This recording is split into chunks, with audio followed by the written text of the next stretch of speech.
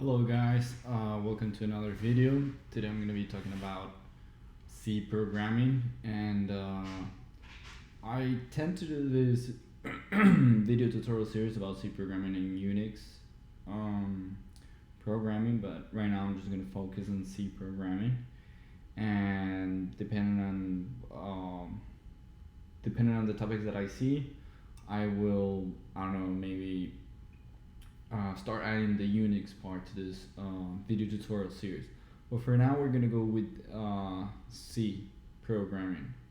So this is just like an introductory video, and I'm just gonna explain a little bit of the things. So, what I'm being taught, because right now I'm being taught C programming and Unix in my university. I thought it was very interesting, and I've seen a lot of courses out there. I'm actually taking a course myself. And the way I see it in my school, the way I get all this information is quite different from what I'm learning in this video, in these courses. So I want to share with you what I think is the best way to learn and go by this information relating to C and Unix. So what is Unix? Well, I guess that we can go on Google Unix.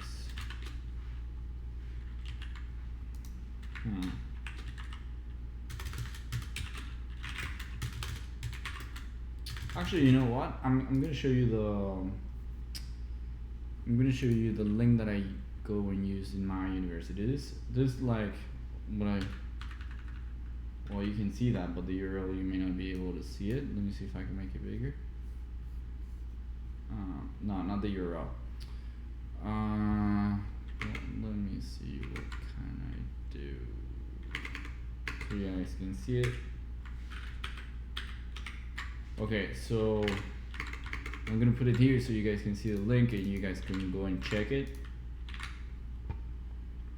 So that's the link. That's the link where I get all the content. And there you go. There's nice and big. I'm gonna put it in the description below also in case you guys want to go check it. But yeah, that's basically the link. I go to my own university, as you can see. But you can go to any university. There's like Harvard University, Stanford University. They'll have like Unix and C programming courses. You can go check their courses. My university is not the only one that has this, obviously, and I actually think like maybe other universities have prettier websites teaching these.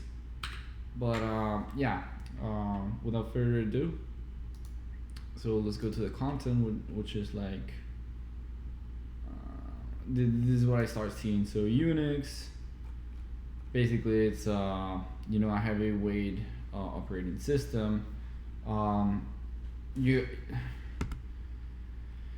So Unix was developed on small machines and became popular kilometric, blah blah blah. Yeah, I don't know if I want to read this all out loud, but basically, what you see with Unix, let's see, if you do, okay, I'm gonna go.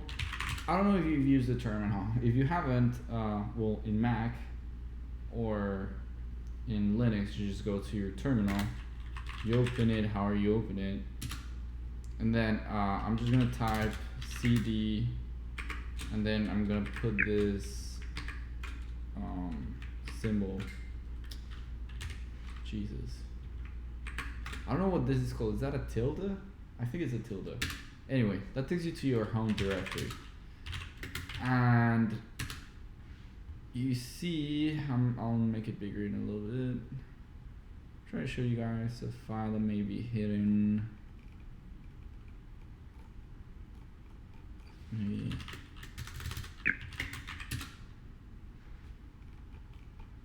Okay, yeah, these ones, the dot ones.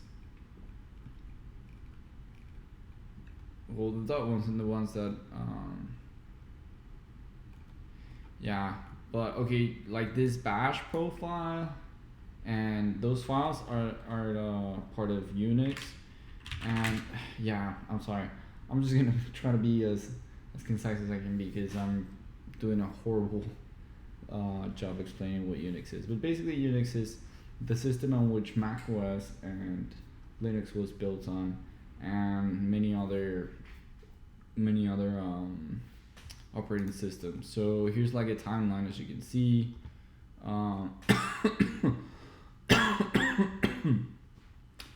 So if I'm not mistaken, I think like the beginning of this was generated in Stanford in Berkeley, I guess, as you can see. Then you start seeing the GNU project, GNU Linux, then which is what almost everyone uses, and there's more.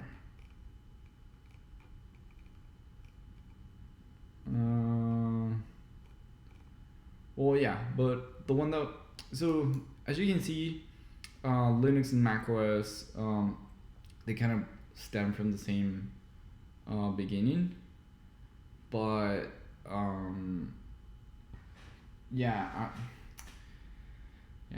doing an awful job explaining. But basically, so Mac OS and Linux are they both have like almost the same shell, I guess, that you can see it. And here you can see some of the history of C and Unix, people that helped build these systems. And so basically, Unix is a scripting language where you use it in order to run tasks and automate tasks. For example, I don't know, let's say that every time I log into my computer, I want Chrome to open and I want Spotify to open. So what I can do is touch, which that creates a file. Then I want to, I don't know, start tasks.sh. sh is the file termination, or no, how do you say it? File extension? Yeah, the file extension for a shell script. So now Vim is a text editor that you can use within the terminal. And I'll explain right now why Vim is very, very useful. But for now, let's start using Vim. So I pressed tab, by the way, in order to auto select the file that I was referring to. Enter, and you see like this funky lines. Now if you write, I'm typing, maybe I pressed I before, yeah, but basically you press I to insert information into the shell script. So let's say that when I run my computer, oh, by the way, this is how you make comments, pretty similar to Python, which Python is also a scripting language. So I'm gonna comment open Chrome and Spotify, super arbitrary. So now I'm gonna put open Chrome, and then open Spotify, and that's it. I don't know, let's say that, what else? Okay, let's say that I also always use Android Studio. I don't know, because I use Chrome for YouTube, I use Spotify to put music, and Android Studio to code my programs. So yeah.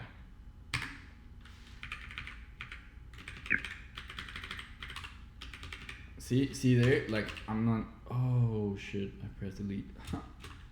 Okay, I for inserting, there you go. Yeah, you gotta be careful. If you press like double D or W, you're going to delete either like the whole line or some characters. So yeah, you gotta be careful. So open Chrome, open Spotify, open Android Studio. I just want to make sure.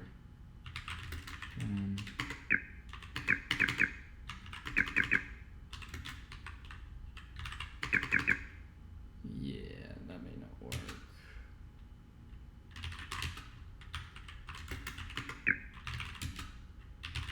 Nope. Actually, I'm interested. I wanna. I'll also open Android Studio from terminal.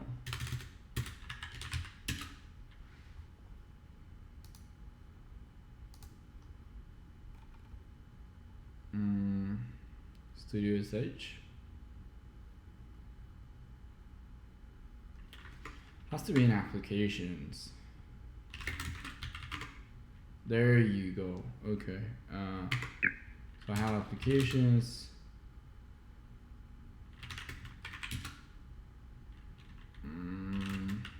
There must be more. Okay. Maybe library.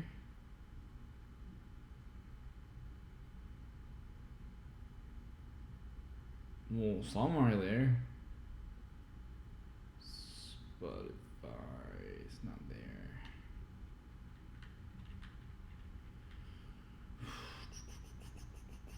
Yeah, maybe I should have prepared this.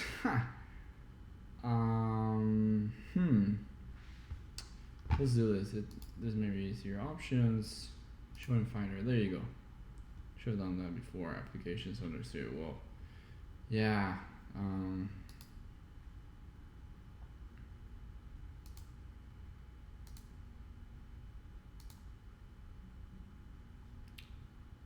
I want to see like the previous folder to this.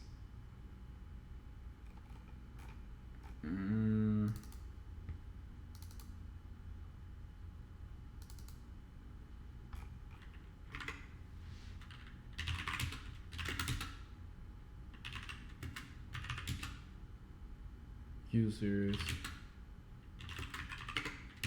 Okay, so the applications.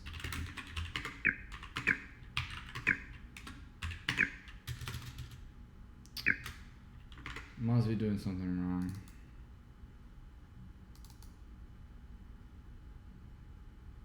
Okay, maybe I wasn't.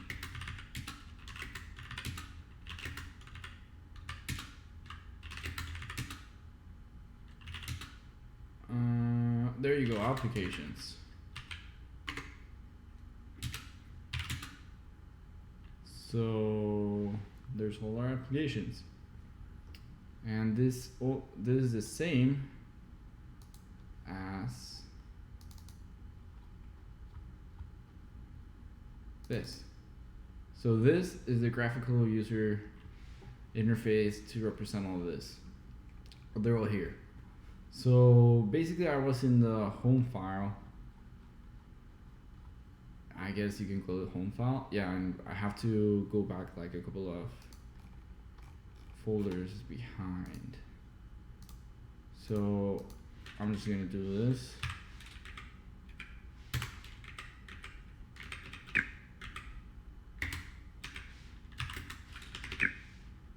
So change directory,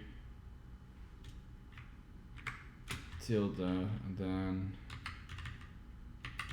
1, 2. Is it 2?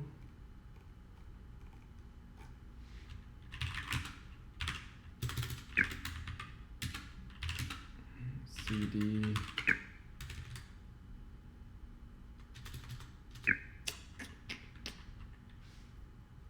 One more.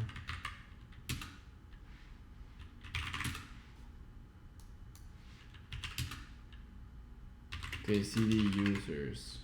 Okay. And then CD auto. Yeah, so we exceed out twice. So now, just so you guys can see that I actually know about this.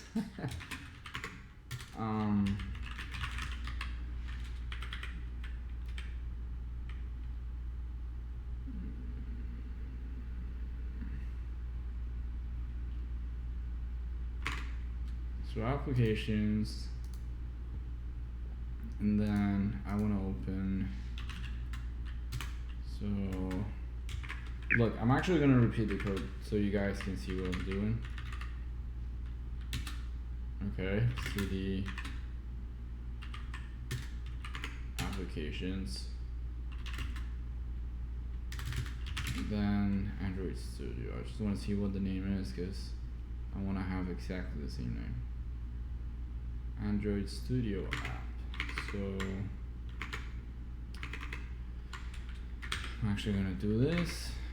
Put my Finder like that. Yeah. I don't know. Maybe a little bit more useful. I'm not sure. Okay. So applications, and then I'm gonna open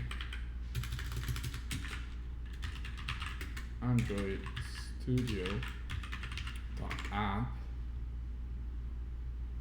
and then I actually want to see the terminal naming because that's exactly how we're gonna open them.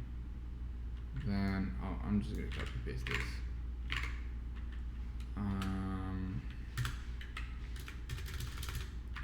Spotify app and Chrome. Where's Chrome? ABC. Chrome web browser. Google Chrome. Google Chrome. The devil is in the detail. Alright, now if this doesn't work, and then I apologize beforehand, and I'll just move on to C programming. But I thought this is really cool, so if I get to do this, I don't know, I think it'll be cool. So here's our file that we just created. Start tasks. Let me make the font a little bit larger so you guys can see what's going on. Yeah, font is a little bit small, huh? I'm gonna make it bigger. Okay, I think that's good enough for you guys. Now, so I'm just gonna display the file again. So what you can do is press cat, and then I named it start tasks.sh. So then the file starts here and it ends here. The way you edit the file is that you do vim, and there's a lot of other editors within the terminal, but I like vim, so vim tasks. No, it's start tasks. And then you're gonna see like all these lines. If you haven't created anything and you're not gonna have this, you press I, then you're able to insert. As you can see here at the bottom, it says insert. Before there was nothing. Oh, sorry, I didn't mention how to exit, sorry. So you type this, the same thing that I have, and to exit you press escape once, then shift Z. There you go, it saves it and you exit. And there's various ways to exit. I think there's a semicolon WQ or something like that. Either way, just Google how to exit. I like to do escape, shift, Z, and maybe I'm not doing it the exact correct way. Some people can correct me if you wish, but yeah, that's the way I do it. So now that we have that file, now when you create files that are either readable, writable, and or executable. Depending on your administration rules, and you can set the rules, and there's something like that I'm not planning on teaching just yet because I just want to get going with this. Files can be created with all these permissions like since inception, but I believe that I don't have those rules set yet, which maybe I should do, but or I don't know, whatever. They're meant to be for production. So what you can do is ls, and the flag L will give you details whether we have permission to write, read, or execute. So this horrible things that you see, this is useful information, and I'm gonna move it a little bit here so you guys can see. There you go. So start tasks, where is it? Start tasks here. And as you can see, I actually created one which signs it into my school server, which is actually pretty cool. Very simple shell, but yeah. Start tasks. As you can see, it has read, write, and I believe that this is by the admin. Then read is just by like the normal, and read by the guest. I don't remember.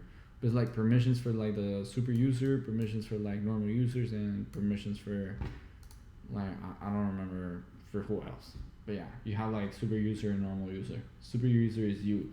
So when you type sudo, you're like bypassing like normal permissions, I believe, and I believe that you run whatever you run as an administrator. Like for example, when you when you install Node.js and you do like sudo npm I blah blah blah. I think that's like super user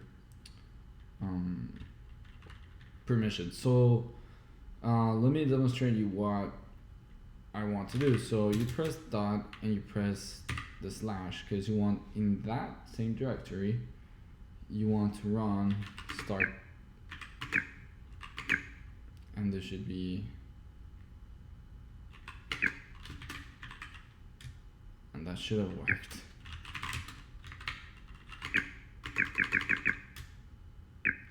That's weird that I don't have auto select.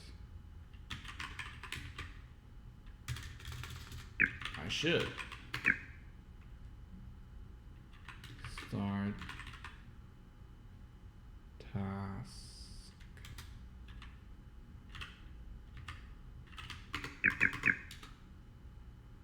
Permission denied. Well, yeah, I know, but so that auto selects properly. Why doesn't start?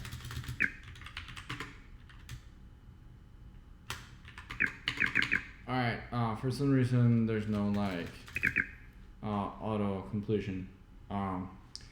What you see here though, it says permission denied. So right now I cannot run my shell and I cannot show you whether it works or not. Right now you're going to see whether it works or not. What you want to do is do chmod, which means change and change or modify, I believe, or which changes and modifies permissions. So now we want to do x plus, which means plus is adding, means you're gonna add that permission. Negative means you're gonna subtract that permission. So you want to do x plus, that's virtually you're giving permission to everyone to execute. So if we go a little bit up, this one only had read and write. So now if we do x plus, it's gonna have execution executed permissions. So now I'm gonna do start tasks dot sh, or was it the other way? Like that? I mean plus x.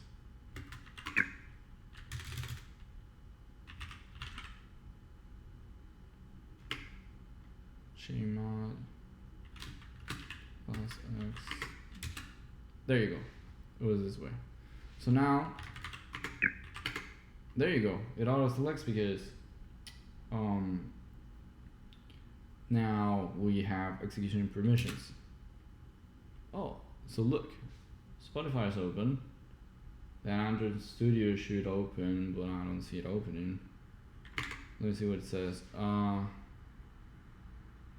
Studio app does not exist. Oh, okay, because there's a separation. Duh. Okay, so I have to be like escape characters in order for the terminal read them as a single application rather than like Android space and then Studio app. So, but you see like Chrome did open, so that's cool. Now we just have to correct the way we do things. So just gonna how to write names with spaces in command.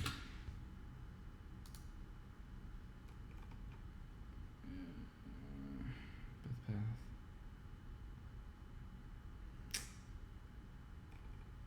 Oh, a file with spaces. Okay, there you go. So yeah, so like you'll see. I think it will work. We'll see. So now we have to vim go into the editor and do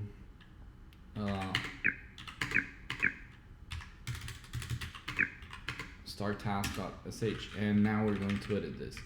So remember that initially, if I try to write, like say I'm pressing a Q, there's nothing.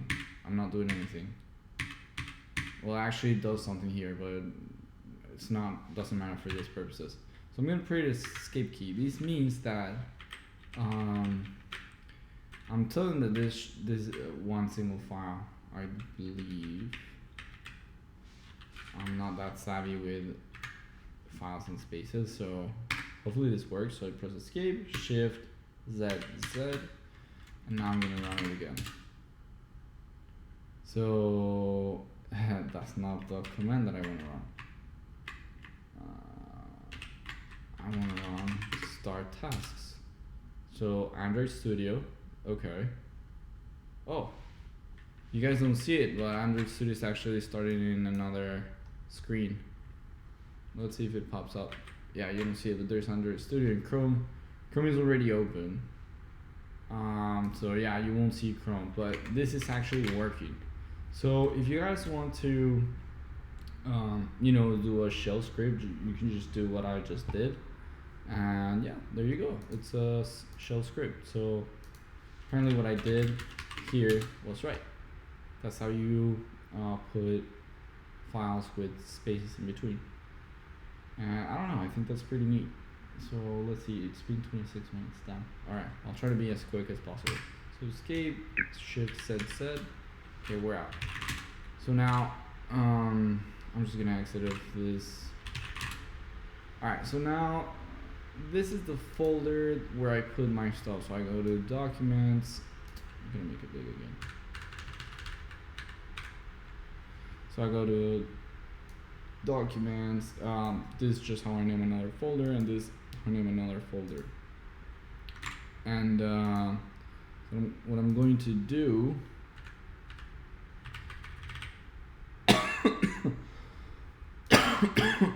is I'm going to create, so touch, I'm going to create a C file.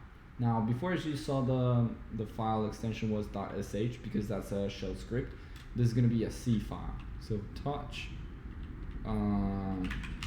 var2 Celsius .c. Alright, cool. So now that we have that, we go to Vim, we do var to Celsius.c. It goes, well, oh shit, that's because I already have one. So I should have a duplicate. I don't. How about this? I'm gonna do touch YouTube example.c. There you go. And you guys can name it whatever you want. So here it is, YouTube example. Now, okay, we do Vim. Vim is our editor. And then we do, you can put just U, and if you don't have any other file that starts with U, you just press tab and auto completes it. And we go into our terminal editor.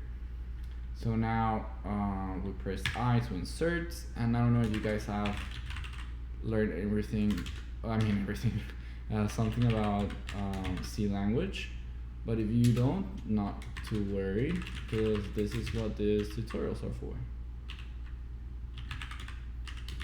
And so basically these are the libraries the main libraries that C uses in order to do operations, to put functions, structures, etc., etc., etc. There's obviously more like math library, but yeah, this is like the main, this is like the bread and butter. So if you have seen Java, C is very similar. Well, more like Java is very similar to C, because actually Java derives from C, not the other way around. So this is like the main method in Java. If you don't know anything about programming, then basically this is where, so you write everything outside the main, and this is called either a method or a function. A function and method is virtually the same. Method is just being a little bit more technical, but it's called a function. But I mean, a method is a function. This is the main method or the main function. Void refers to as it returns a void thing. It doesn't return anything. It just executes. If you are expecting to return something, it's because you created a function that does return something that is executed in the main function. But don't get too caught on that. Don't worry about remember what I just said, because I don't want you guys to get confused. what I think is important is that you guys see this, because I don't know, I think it's cool. And this is just like an overview, like a of what you guys will be seeing in the in this tutorial series. So int, lower, and upper. So these are gonna be like the lower and upper bounds of the program that I want to do. And as you saw before, I call it Fahrenheit to Celsius. So I'm just going to print numbers in Fahrenheit and then numbers in Celsius with their respective conversion, and that's that, like nothing out of the world. So step is the amount of steps that we're going to do. Float, for those of you who don't know, an int is an integer, meaning that it's a whole number. And yeah, I'm not. Can an integer be negative? I think it can. Programmatically speaking, can an integer be negative? There you go. Whole number of zero, colon negative. Yeah, negative integer. There you go.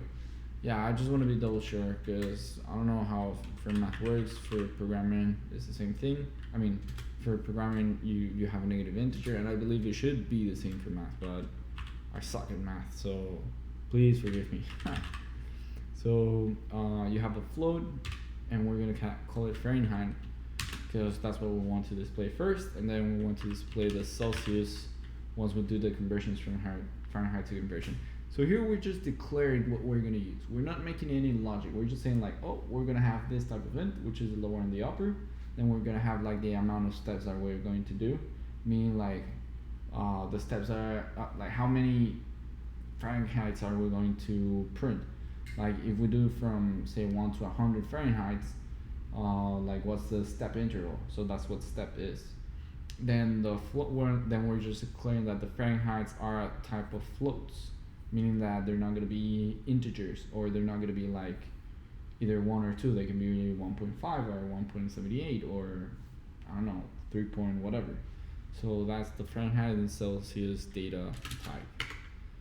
So now we're going to start assigning and doing some logic. So here's the lower. We're going to initialize it, and we want it to be at 0 because we want it to start from there.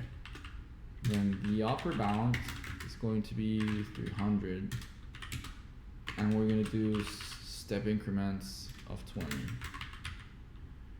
And then we want Fahrenheit. Am I writing it right?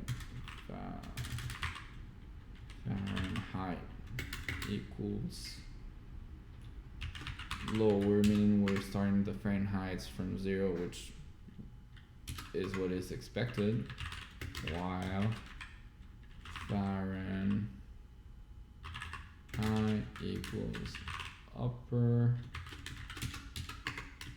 So I don't know if you've seen while loops. For those of you who haven't seen while loops, we're saying like as long as the Fahrenheit, which right now it's 0 because we assign it to lower, and lower is 0. So as long as this is less than upper, which the upper is 300, then we're going to run whatever is in between these brackets, between this while loop. Once this condition is not met, then it's going to break out of the loop. And what we want to do is we want to do the conversion and the printing of the statement. So Celsius equals, you gotta be very, very careful about grammar and typos. So 0 times Fahrenheit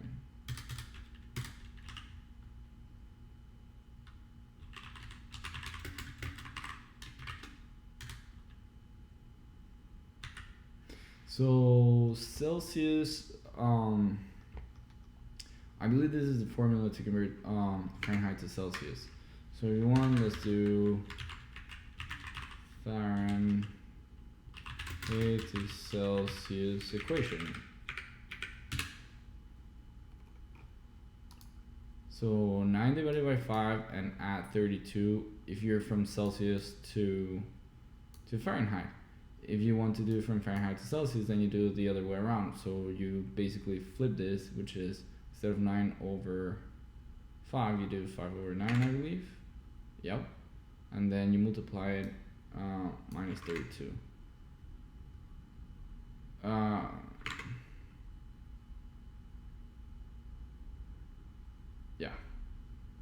Yeah.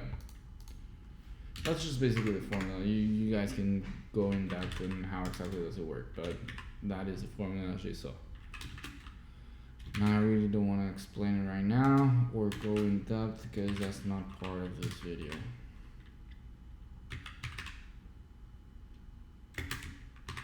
Now let me finish this statement and I'll explain what is going on right here, because you guys may be wondering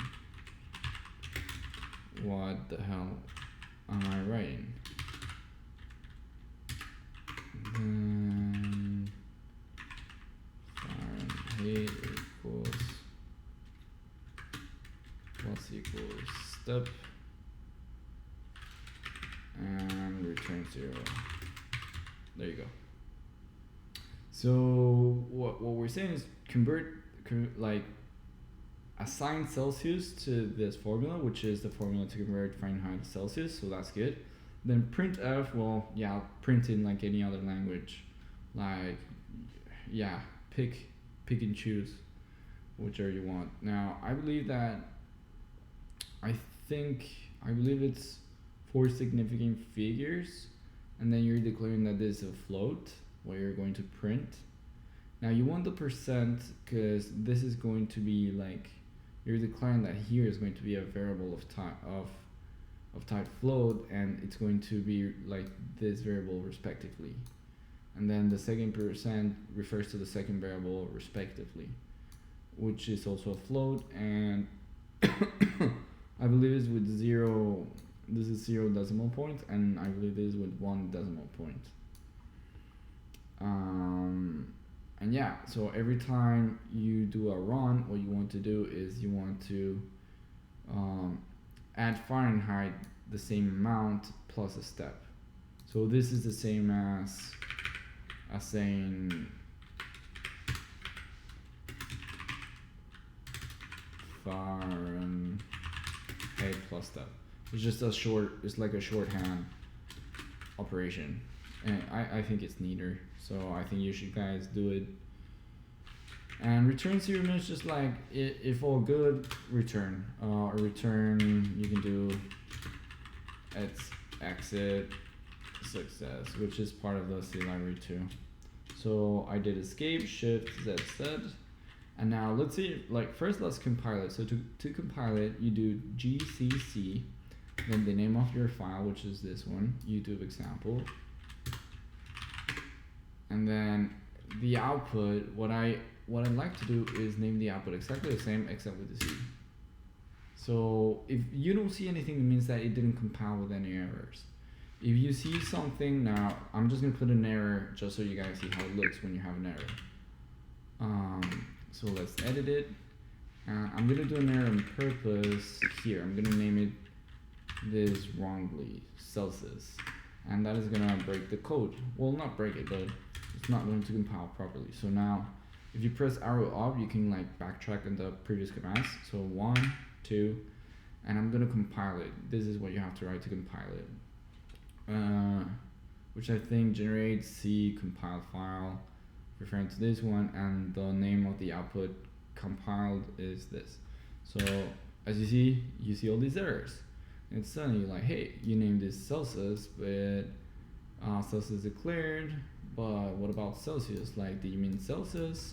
Go check your file. So, you know, in case you did that, that's what you're going to see. And so, again, I press arrow up, go edit this, go like, oh my god, I'm so dummy. How could I have done that typo? I corrected, there you go. So now that you have corrected it and you compile it properly, then you can run it. So YouTube example. Oh, but by the way, I think this is very interesting. So let's do vim on the compiled file. Look at this. I believe the thing up is a way to represent 1, and then the add symbol is a 0. I'm not sure, but this is definitely compiling like this machine code. This is literally machine code. So horrible, huh? But yeah, I don't know. I thought it's cool to see what it compiles to. But just as the sh file, you do // and then you run it. And here, because it's a C file and it doesn't mess up, or it doesn't mess around with the terminal, it's safer. And I think because of that, you have execution permissions by default. So when you run it, boom, you see this Fahrenheit, and these are the Fahrenheit, and these are the Celsius. And it gives you like the conversion all the way to 300. Pretty neat, huh? So yeah, now that you've done that, I'm going to show you another way which I think it's nicer to program C programs. And I didn't show you this in the beginning because I think it's very important for you guys to know how to do programs with Vim. But what you can do, I have Visual Studio installed, which is over here. And if you've used Visual Code Studio before, you can do code, and then you type the beginning of the name of the file you want to edit, which is u2.c, because we want to edit the extension. We press enter. So here's the file that okay, that's a little bit big. Let me see if you guys can see that properly. Yeah, I think that should be fine. Yeah. So this is a lot nicer to write on compared to Vim, compared to this, compared to Vim u2.c, right? This is a little bit clunky. I mean, for some of you guys may be like, no, that's fucking cool. And that's freaking cool. Well, I'm not monetized, whatever. That's fucking cool. We're programming in the terminal, I think that's really dope. But for some of you, like, yeah, I mean, it's cool, but I have a lot of typos, and this is better because if I write, like, say, a main method, it like puts both of the brackets here. It has a pair colorizer, and I personally like doing this if I'm gonna be doing C files in my own local computer. So I rather use Visual Code Studio compared to Vim if needed. Now, you may ask, alright, cool, so what's the purpose of having Vim if you can use Visual Code Studio? Well, that's the thing. So imagine, let's just Google what a server is. Server rooms. I'm just gonna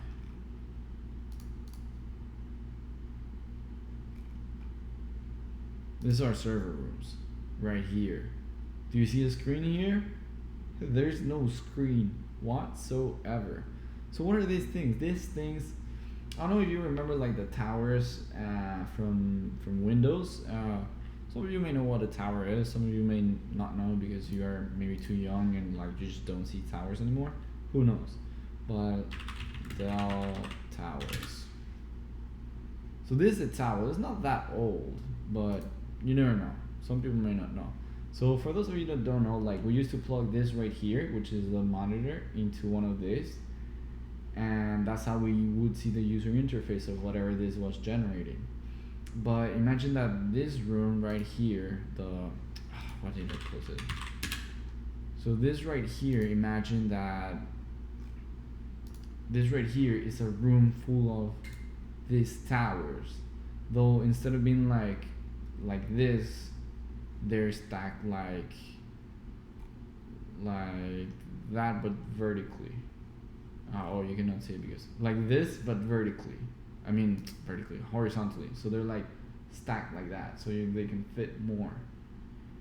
So there's no user interface. So how the hell are you supposed to be able to program when there's no user interface in that place? That's one thing. Or what if you want to program and put a program in there, but you're, I don't know, say I'm in Florida right now and I just bought a server in New York. There's no freaking way I'm gonna go all the way to New York and put my program in there, put my website, or just put my API there. So that's why Vim is very useful, specifically for programming shell scripts and networking. So you can say, I'm going to show you right now. If I go to my home directory and I do sign in, and then I'm just going to type my password, and I'm not going to tell you which one is it.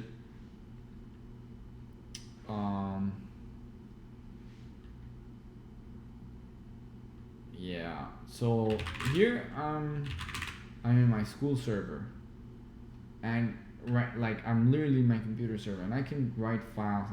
I can create files. So like here, sample.c. So I just created this file, which is right here. This these are all the files, but example.c. I just created this file. So this is literally created right now in my university computer, and that's why it's cool to do it through the terminal. Now obviously, depending on the whoever runs this, I'm just gonna exit now, I just wanted to show whoever runs or makes the server rules in my school. They can put they can transfer files from their local computer, which in this case is my MacBook, into the server. And I believe there's a command, but I don't care to look for it right now, because I can just write it into the terminal super quick. And it's supposed to be more hackery, but whatever. But yeah, I think that's about it. I think this is a good introduction, and it's already getting a little bit too long. It's already 47 going to 48 minutes. But yeah, I think you liked and enjoyed this introduction. Maybe you can do your own commands to open some programs, or I don't know, automate some simple stuff. What I saw running in like this command, this is a command I created actually, and it's just like you just type SI and press tab, autocomplete, rather than like the actual command that I wrote in here is like, I don't know, maybe 5 words. So I'm just lazy and I like doing this. It saves me typing, and it automates my signing in into the school server. So I think that's cool, and I think you guys may find value in this. So yeah, I don't know, if you like this, give me a thumbs up, subscribe, please comment. I really value your feedback. Let me know what do you think about videos being this long. I tried to do it on the fly, as you can see in the beginning. I was not as concise as I should have been. Maybe I should have planned a little bit more beforehand, but yeah. Let me know guys what you think, and I'll see you in the next video.